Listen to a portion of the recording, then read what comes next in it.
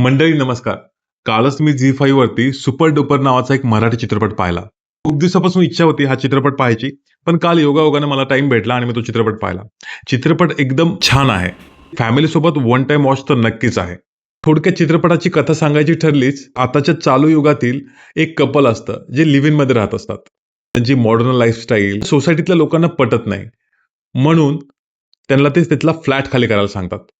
त्यांना असं वाटतं की त्यांची संस्कृती बिघडेल, त्यांची मुलं बिघडतील, एक्सेट्रा एक्सेट्रा.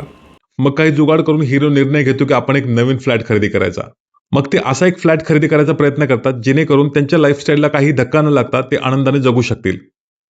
मग फ्लॅट शोधता शोधता त्यांच्या बजेटमध्ये त्यांना एक फ्लॅट मिळतो. मग ते फ्लॅटची रजिस्ट्री पण लवकरात लवकर करून टाकतात. जेव्हा ते पसारा घेऊन त्यांचं सामान घेऊन त्यांच्या घरी जातात, तेव्हा त्यांना एक नवीनच धक्कादायक गोष्ट समोर घडलेली असते. त्यांच्या आधीच त्या फ्लॅटमध्ये येऊन एक खेडेगावातली फॅमिली सामान शिफ्ट करत असते. आता खेडेगावातली फॅमिली म्हणले की राहणीमान साधी, बोलण्याची पद्धत साधी आणि हे एकदम मॉडर्न. ह्या दोन्हीचं समतोल डायरेक्टरनं एवढ्या चांगल्या पद्धतीने समजावून सांगितलंय ना. खेड्यातील एक कुटुंब जे परिस्थितीला कंटाळून, दुष्काळाला कंटाळून सगळ्या गोष्टी शेती, बाडी, बैल, बारदाना सगळं विकून शहरात येतात.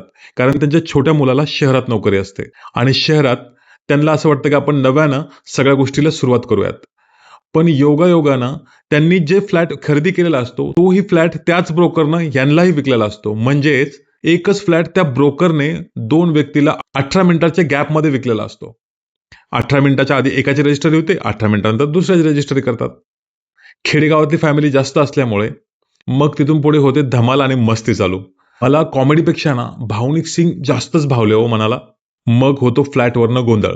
मग तिथून भांडण जातं त्यांचं पोलीस स्टेशनमध्ये. पोलीस स्टेशनमधून जातं कोर्टामध्ये. कोर्टामध्ये दोघांचे वकील त्यांना एकच पर्याय देतात की ताबा सोडू नका.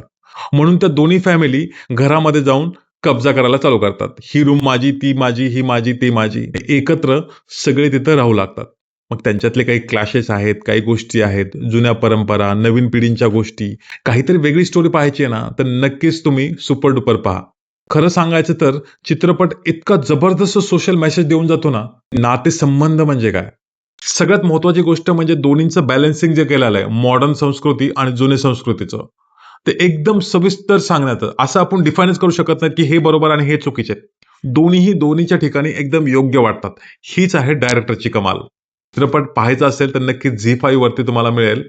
चित्रपटाचं नाव आहे सुपर डुपर. आणि मला थोडंसं नावात चित्रपट गणल्यासारखं वाटतो. चित्रपटाचं नाव सुपर डुपर नसायला पाहिजे होतं, काहीतरी युनिक पाहिजे होतं. जेणेकरून सुपर डुपर म्हणलं की लोकांना असं इमॅजिन करायचं नाही नाही काहीतरी फक्त शहरातलंच काही असेल. तर नाही, ही गोष्ट फार सुंदररित्या प्रेझेंट केलेली आहे. नक्कीच मित्रांनो सगळेजण फॅमिली सोबत पहा. नक्कीच तुम्हाला आवडेल. चित्रपट जर पाहिला असेल किंवा पाहणार असेल तर नक्कीच कमेंट बॉक्समध्ये जाऊन सांगा की चित्रपट कसा वाटला ते. धन्यवाद. जय महाराष्ट्र.